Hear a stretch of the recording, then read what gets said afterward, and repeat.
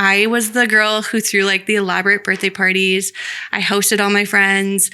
I just had this passion for celebrations. And like I would find any reason to celebrate, probably annoyingly so to some people, where I'm like, this happened for you, like let's celebrate. So I think through that, I just never thought that I could make a career out of it. And that was the biggest pivot for me was, again, life's too short. I want to do something that really fills my cup and something that I can wake up excited about.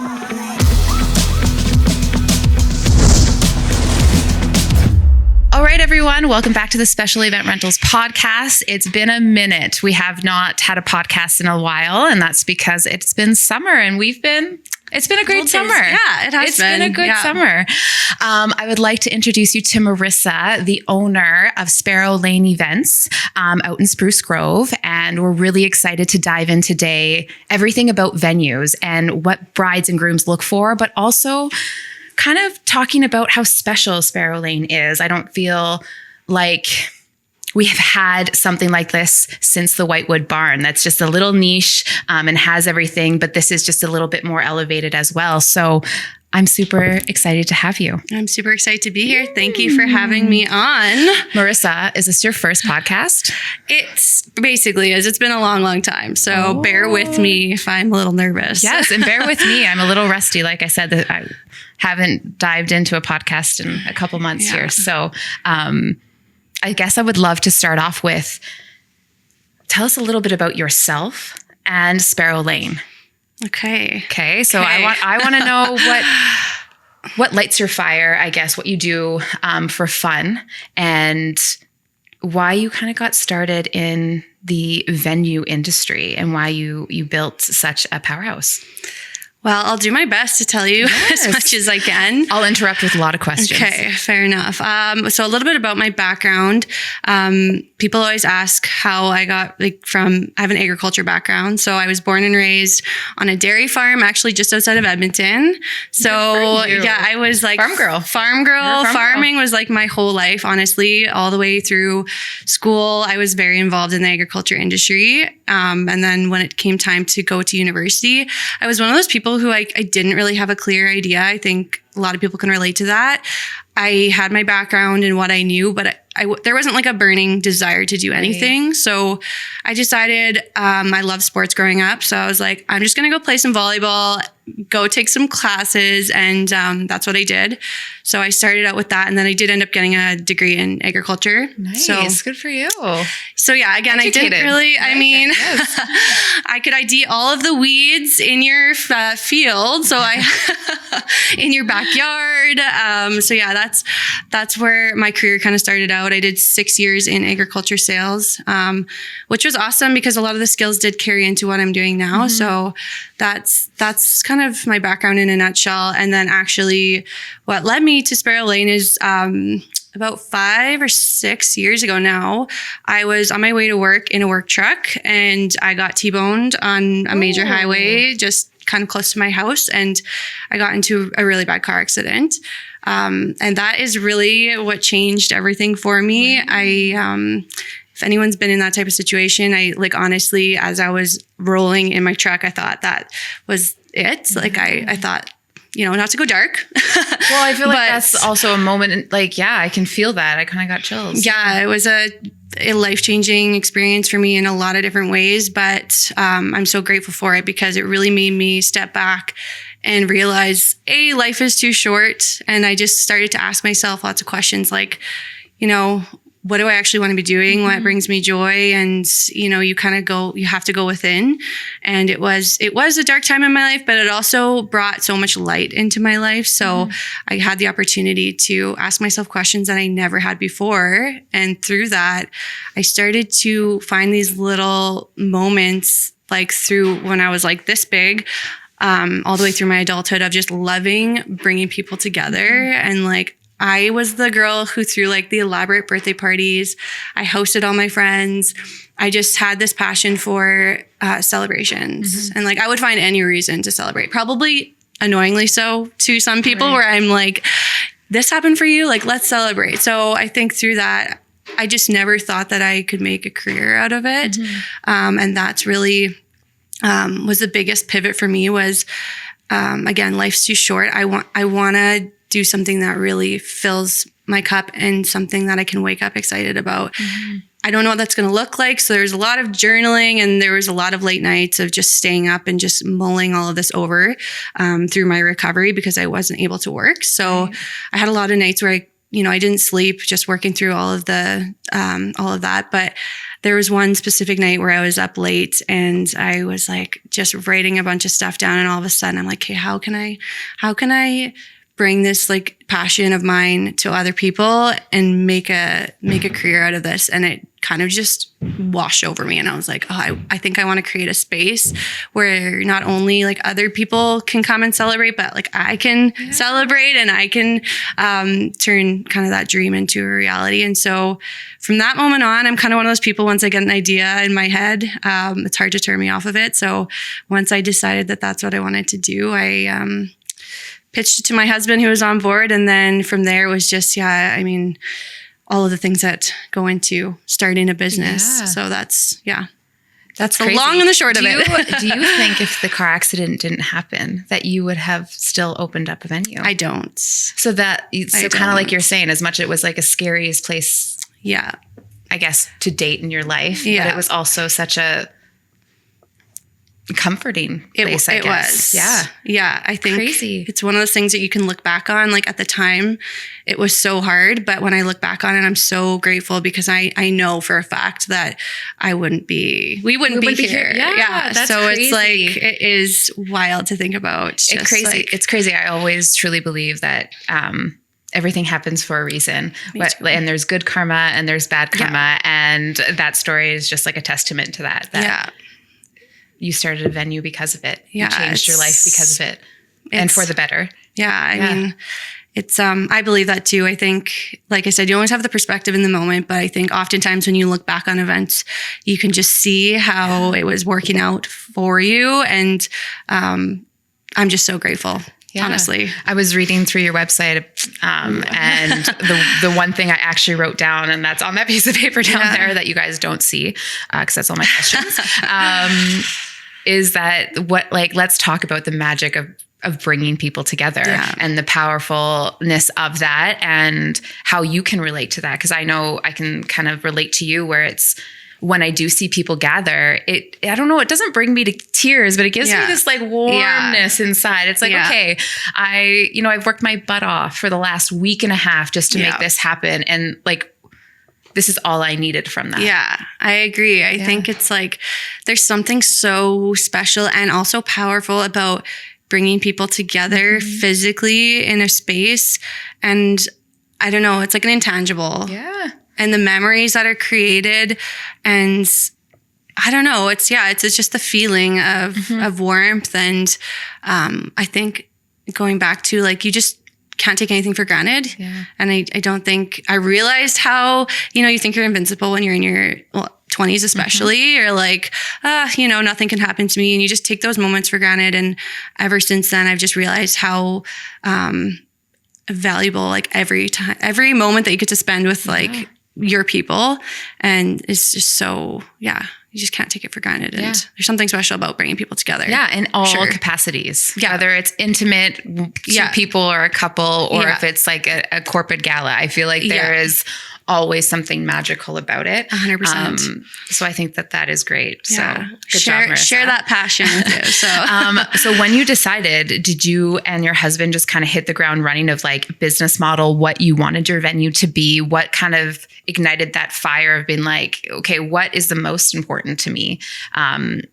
Were you, have you been to other venues? What were you going to do differently to set Sparrow Lane apart?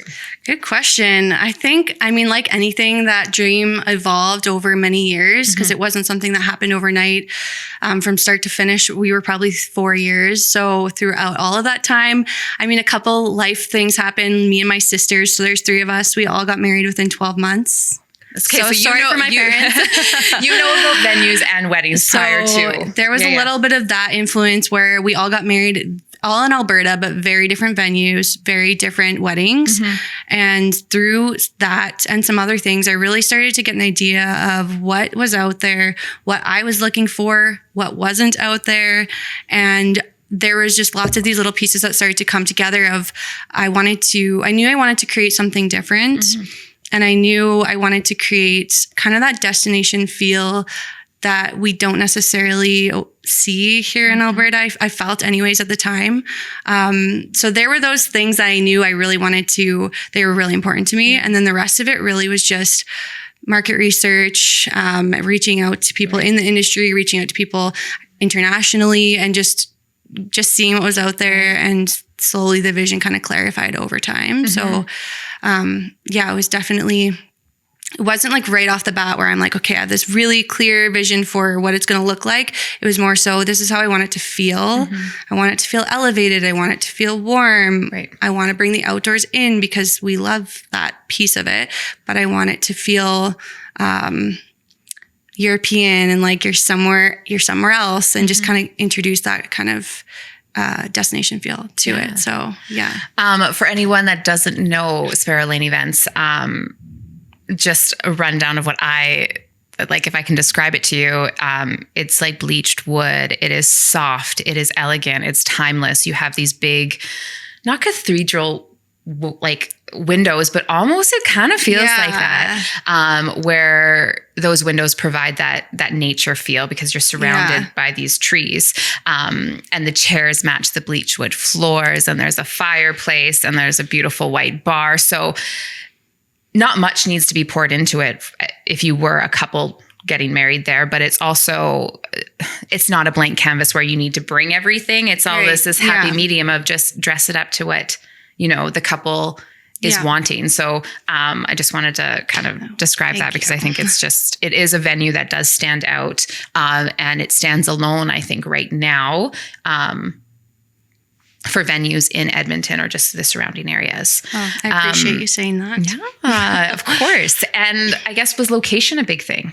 Like, you're not far, but you're far. Yes. Is that location? Yes. I think that's a great way to put it, honestly. And I think it's all relative. For some people, it just depends what you're used to and what you're looking for your wedding. But it was very intentional. The land that we built on, it was important for me to be within that 20-ish minute range from like the west end of Edmonton.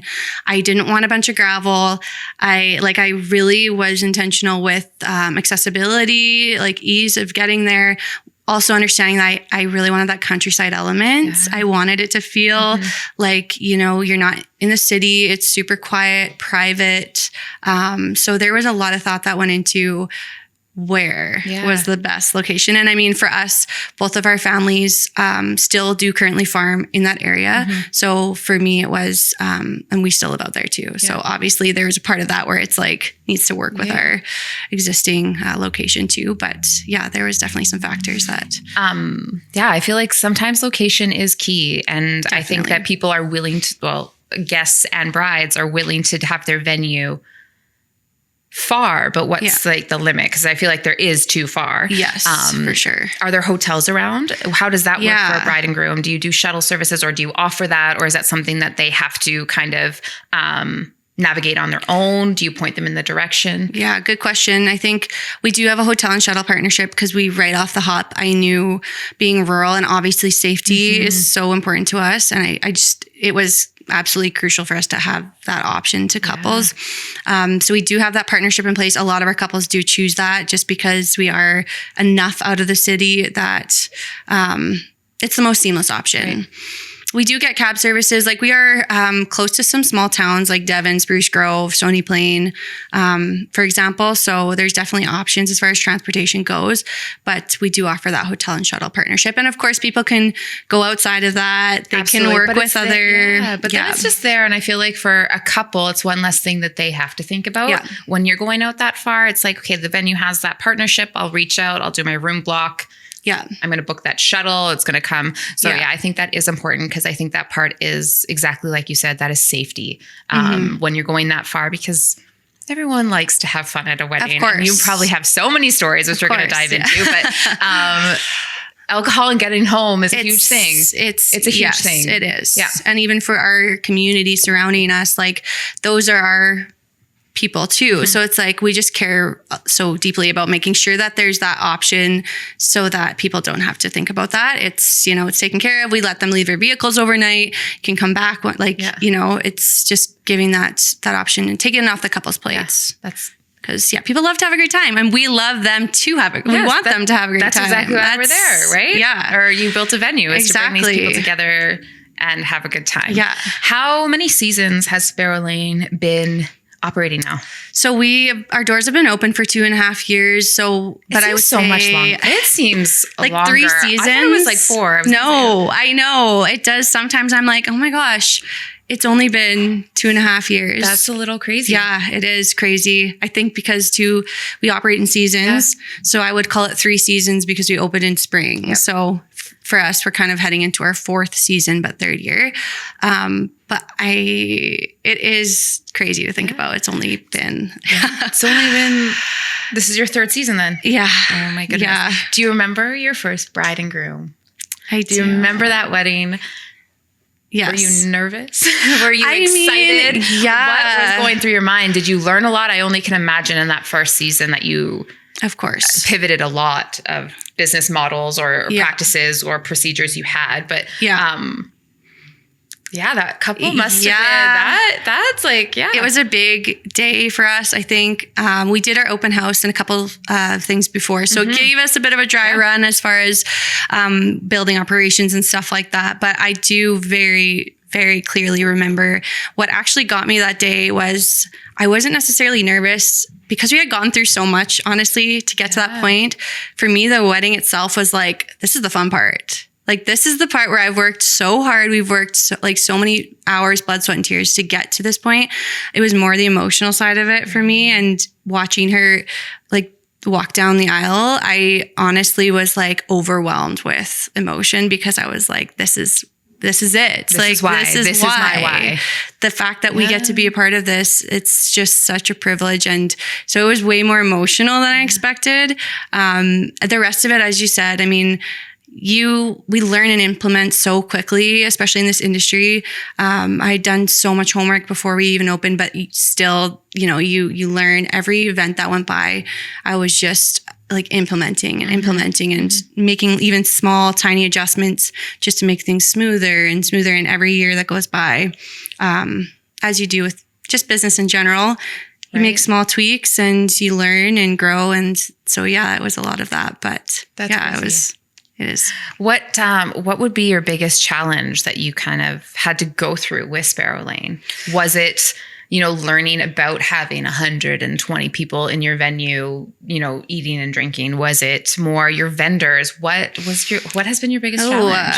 What a good question.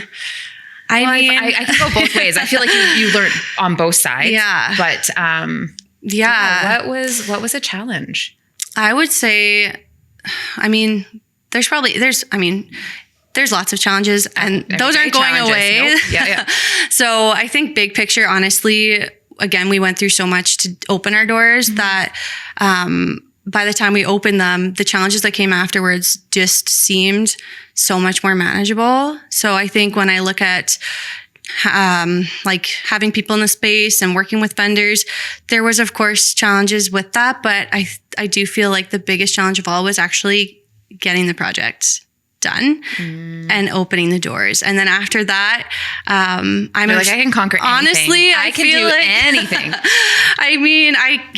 Nothing specific jumps out at me, but of course there's all of the learnings that come with, you're not just in the business of operations and all of that, but you're in the business of people. And I think one of the biggest challenges we face that isn't going to go away is you're dealing with such an emotional time and such a big investment. And there's so much going into that day for couples that, and I care, I'm a perfectionist by nature, but I also just care so deeply about the experience we're providing. So I think the challenge is balancing my own personal expectations of what I want to provide with the emotions of the people coming into the space on that day. And there was a lot of learnings with that because there's things that are completely out of my control, but I wanted so badly to be able to make those things go away for people. But I had to learn that there are things that are out of my control. And The word that, as you speak, the word that jumps out to me is expectation. I feel like anyone in this industry, whether you're a rental company, a planner, or a venue owner,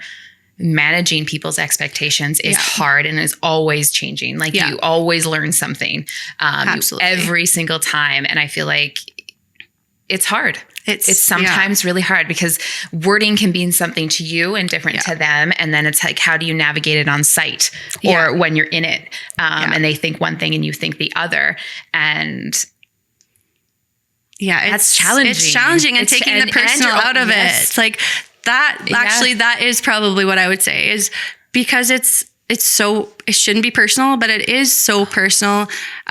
So taking that out of it and really being able to step back and put myself in our couple's shoes and exactly what you just said is how can we meet in the middle and really manage, it's a struggle. But you always learn. I feel like the best thing is just to learn from it and not have that expectation arise again, but you're always going to be met with something else. Absolutely. And I find people are challenging. People are very forgiving. There's people that everyone's just so different. And every wedding and every experience is so different, but managing expectations is definitely, it's hard. And I feel like it's especially hard for you because you're the venue. So not only is the bride and groom looking or the couple's looking to you, it's your vendors. It's like, how are we managing all of those relationships? And I guess you have to manage them differently because you have clients, but then you have your vendors. Cause I think vendor relationship is super important in our industry and we need people that we trust and can execute. So it makes our lives easier, or your life easier.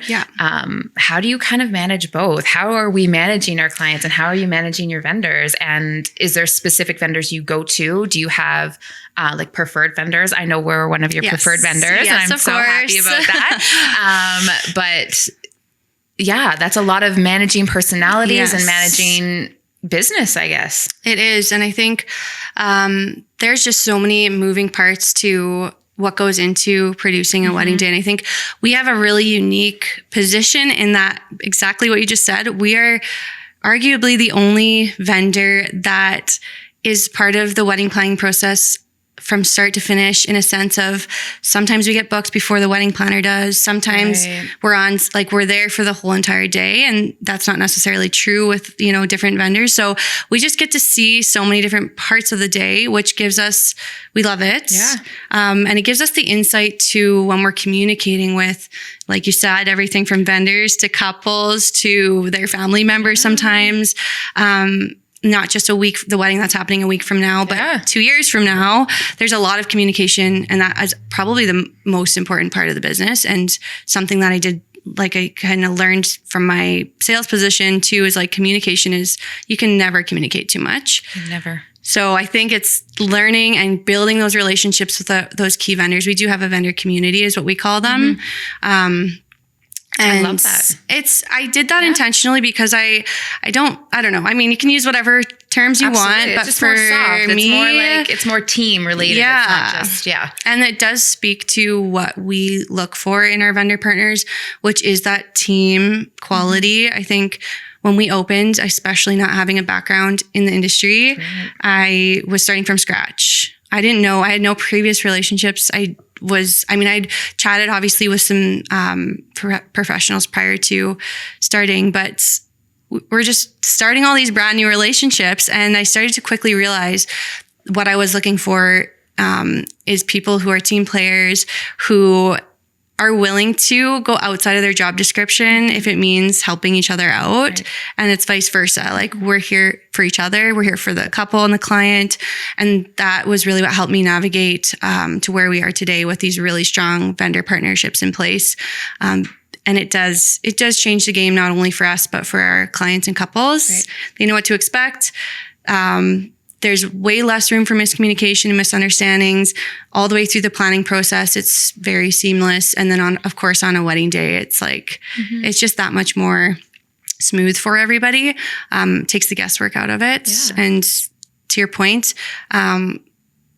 vendor partnerships are they're so important for so many reasons. They're so important. I also find at least all the vendors I know what their venue's about. So I can say, hey, no, listen, you have to get out at Sparrow Lane at 1 a.m. Right. No, or yes, it's that. So it's not like it's put on one vendor to break news or anything. Yeah. There's two things that are coming to my mind as we're just talking, and I want to know if you were ever faced with this. We get a lot of questions, like venue capacity. Yes. So that's challenging. Yes. We work with tents a lot, so I quite understand this. I can tell you that tent fits 50 people. Yeah. But that's no dance floor. That's no tables. That's nothing. That is what actually just will seat in that room. Were you faced with any of those challenges with some of your brides in the earlier, when you opened your business? Was that kind of a learning curve for you? Yeah. I mean, I think it definitely, capacity and fire code and comfortable capacity are not the same thing. And we do communicate that to our couples. I think we've changed some wording to make it crystal clear. Even we provide layouts for couples before they book with us. Everyone's so visual. Yeah. So that it's like, okay, yes, we can technically fit this number, but A, we wouldn't recommend it. And B, this is, if you choose to go over this number, this is what you're going to be looking for. Like it's going to mean tables are moving. It's going to mean tables are tighter. Like, it's the communication piece of setting the expectations.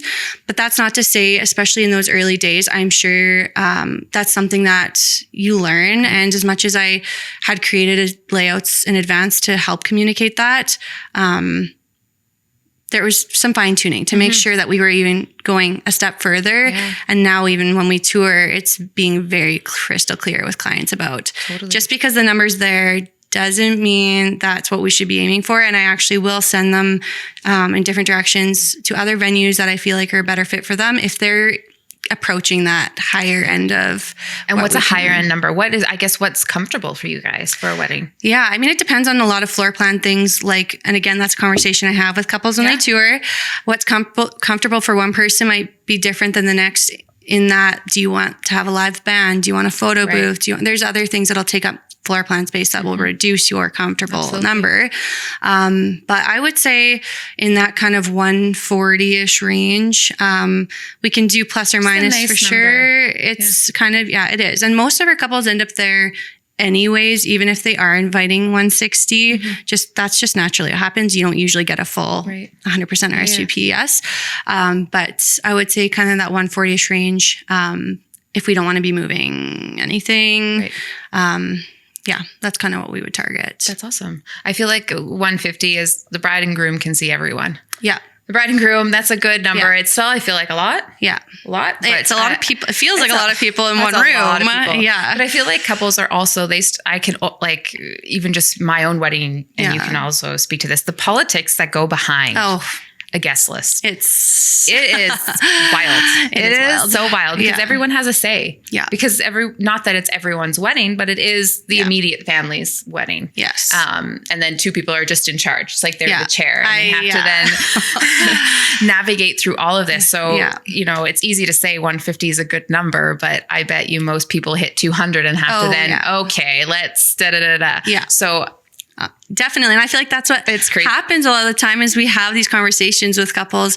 They're well aware, but then they go back to the family and they start writing down plus one. That Jimmy has 5 kids. Okay. Yes. And they all have partners and okay, well that's 10 people or 12 people right there. So that's like a full table. Yeah. Yeah.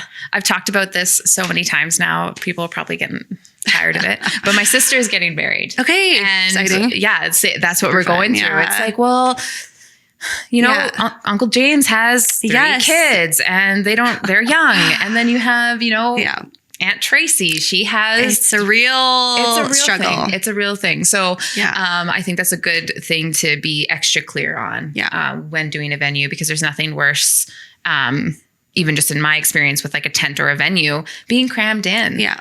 It gets hot. You guys were... Yeah. So I think a comfortable number is always what you should go for. Yes. Yeah. Agreed. Yeah. Yeah. I think there's a lot of things to consider, and that's a really big piece of the puzzle when choosing a venue is being realistic. Yeah. And if you can, I know some people like to go really early and look at spaces, but if you can have those types of conversations before you start to look, so that we're really During the selling process, capturing as close as we possibly can to your realistic guest count and what you're what's the best fit, because there's nothing worse than, we've had couples that come and look at our space and they are in the 200 range plus, fall in love with the space.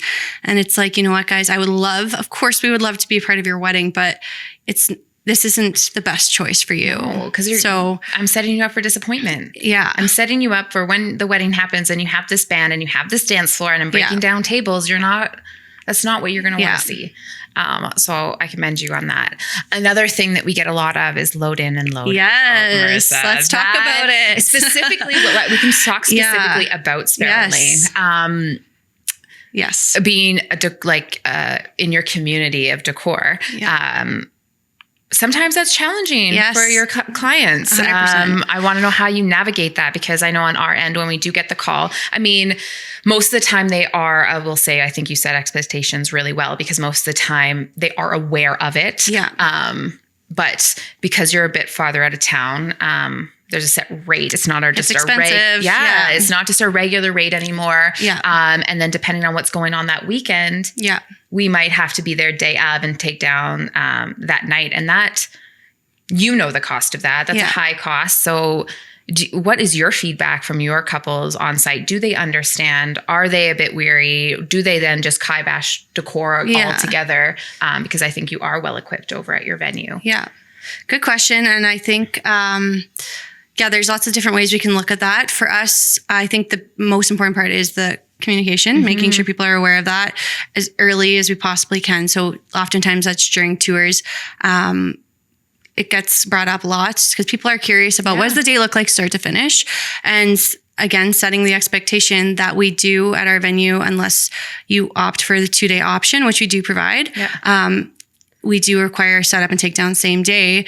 But that being said, in that tour process, the more information I can get from a couple, the more I can present them with different options. For example, having the day before to set up, which we do offer for our Friday weddings.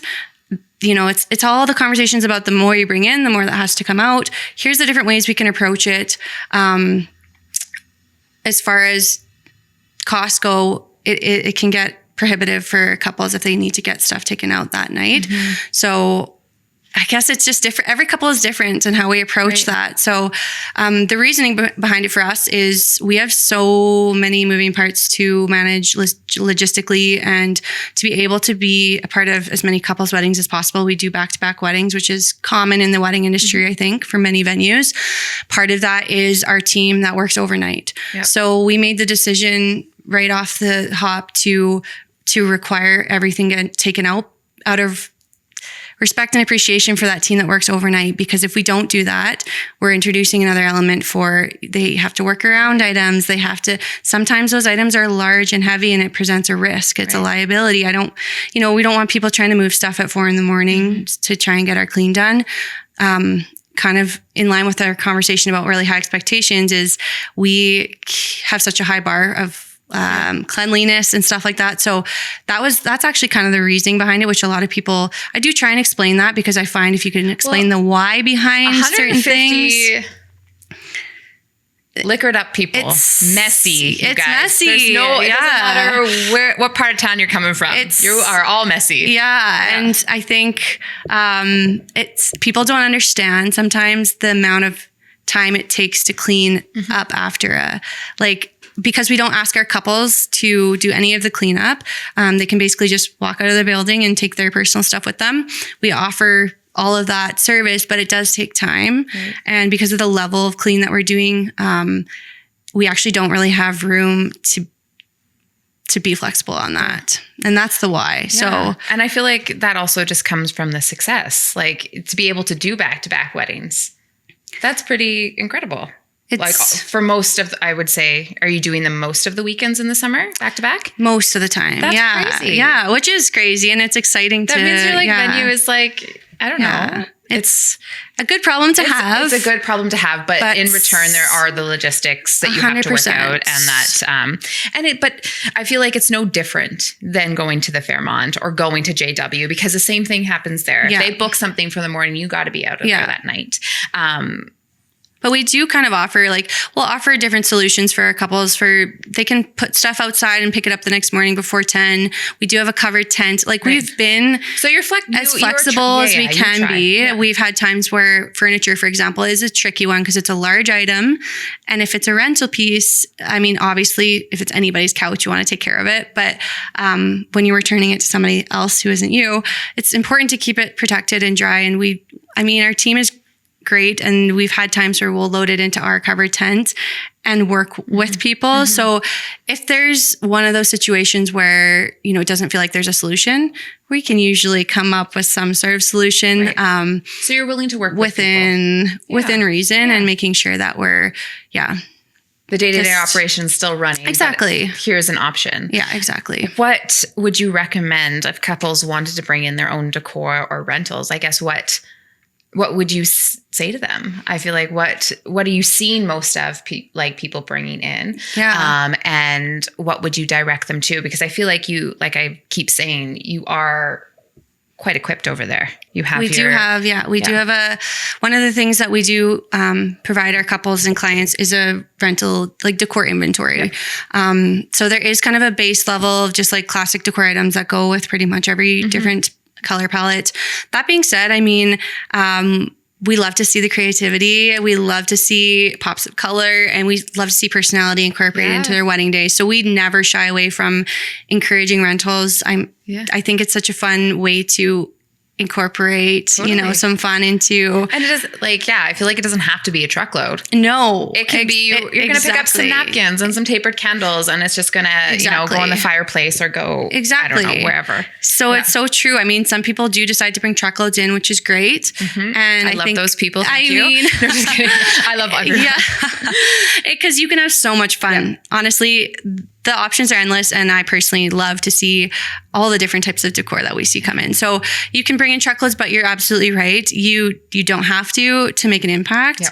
And I think that's the important piece for everyone to understand is, like, they can be seemingly little touches that really change the space and the feel when you walk into it. Mm-hmm. And I think leaning on the experts, I will always say, lean on the experts in those areas to make the most impact with your budget. Totally. So whether that's floral heavy, whether that's rental heavy, I'm always directing them to, I can give you a high level understanding, but the people that do this every day and breathe these details, they're going to be the ones who can tell you, okay, if this is your budget, this is your vision, here's where this is, like, these are the things that are going to make the most impact. And I think there's lots of ways to do that without it impeding or feeling like it's logistically impossible. Yeah. So, no, I totally agree. I think the more the decor, the better. But I think any added touches, even personal touches, even place cards, even little, those little details, I do feel like people going to your wedding appreciate. Yeah. It's not unnoticed. I agree. Sometimes the bigger things are unnoticed. Like when you pour in, I don't know, $5,000 into a lounge. Yeah. That you think is beautiful, and it is beautiful, but they're more like, oh, did you see that place card? It had my last name. Yeah, like, the personal. Yes, like the personal touches are great. And I feel like a lot of these planners too are doing these like crazy, cool and unique seating charts. Yes. And those are fun. I feel like that's a good element to kind of bring in. Definitely. It's a nice personal touch. Yeah. Okay, I want some tea. I want to know what was like the craziest wedding or the most horrific wedding, or give us something. I can't saying anyone's name. I'm sworn to secrecy. I mean, obviously I'd be lying if I said I had no tea, but we are pretty careful about spilling it, respecting people's privacy. Absolutely. And for that reason, I'm not going to give away too many details. I think if you can just use your imagination. We love imagination. And that's probably my best tidbit, is probably the things that you're thinking have likely happened. And that's just the nature of the business that we're in, and we manage that as much as we can. And again, we like people to have a good time. So that comes hand in hand with that. So, okay. She's not going to, sorry. I know. But I guess in those moments where stuff does happen, and yeah, I guess expectations for the next wedding change, or is there some, like, I'm just speaking speaking for ourselves, like especially event rentals, when something happens on site, we like to like switch it right away. It's like happens once. I don't want it to ever happen again. So I feel like you, or as a venue owner, there's a lot of pivoting sometimes, because you don't want, when you're in that moment and these things are happening that, might be a good story down the road to tell everyone. How do we prevent that next time? Yeah. How do we prevent, Yeah, 100%. I think such a huge part of being in this business and being successful in this business is anticipation. And I guess me being a very type A planner, we have basically hoped for the best, plan for the worst. Yeah. So in that sense, and kind of what you're alluding to is, of course, there's a lot of pivoting. There's a lot of implementing policies and putting things in place to avoid that happening in the future. There's a lot of communication so that people understand the implications if these situations are to come up. But it's also a lot of coaching our team members. I think if you have the right people in place and we have people on site all day long to be there for lots of different reasons. And one of them is to help our couples and clients avoid even entering into those types of situations. So I think there's a lot of ways that you can minimize the risk. You can't minimize it altogether. Ever. But I think the combination of minimizing the risk and then being prepared with plan B, C, D, E, and that's what we've done. And so that we are ready to go we've seen a lot of different situations, and every time we see it, exactly what you just said. Okay, how do we prevent this? I go, crisis, if this were to come up again and we have an event the next day and it's going to impact that, what does this look like? And how can we right now put a plan in place to be able to still, for it to not impact that next? And it happens. It's just, again, the nature of the... Does it ever so if something happens on one weekend, does it ever impact the next weekend's bride sometimes? Do you know what I mean? Yeah, I do. Whether it's, I don't know, something to do with drinking or the bar or, a shot wall or all of these things, when you run into these situations, how does that affect the next bride? I'm not talking about the next bride that's going to book for the next summer. I'm talking about the next weekend. Have you ever run into something like that? Because I feel like that is... 100%. That's a bit tricky because you sold the bride to, let's call her. Yeah. Which is why, on everything. Yes. But then you're like, okay, well, this happened and I can't I would say the first thing that comes to mind is the one, and again, the reason that we've decided to go so heavy with staff during the day is as much as we love having kids on site, I would say that is the number one cause of damage that we see. And it's actually landscaping related. So the tricky thing about, for example, if we plant a beautiful garden bed or a beautiful hedge. Right up your alley. Right up your alley. Which we did and we do. And we love our landscaping and no weeds. But no weeds. No weeds. No weeds. But a great example is if there's a group of kids that goes unattended for any amount of time and they decide that they're going to run through a row of manicured shrubs that we have, that's something that is very difficult for us to turn around 24 hours. So there are times, and these are probably things that don't maybe always get noticed by other people. We absolutely do notice them, and it's heartbreaking when we're not able to meet that level of expectation in that kind of regard, where it's like, there's just no way for us to do it. Yeah. We've had times where we've had to cut out strips of sod, and we will do that and replace them so that, we do with everything within our means, but absolutely there are those times where it will impact, unfortunately. And that's what we try to communicate with our couples is it's not even us coming and being like, here's all of our rules. And this is the why. And it's because we don't want you guys either on your wedding day to be on the receiving end of that type of thing. So that's why we have to have these things in place because we want to make sure everybody gets what they deserve. And I feel like there's so much that can impact events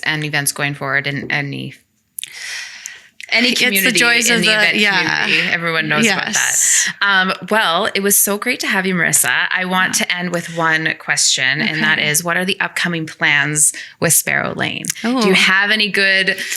Can you tell us if we're, building an extension, if you're going to have a barn, anything? I mean, I'm a dreamer, so I could keep you here for another hour talking about plans. I think I have a long list of things I'd like to do. Some we've already done.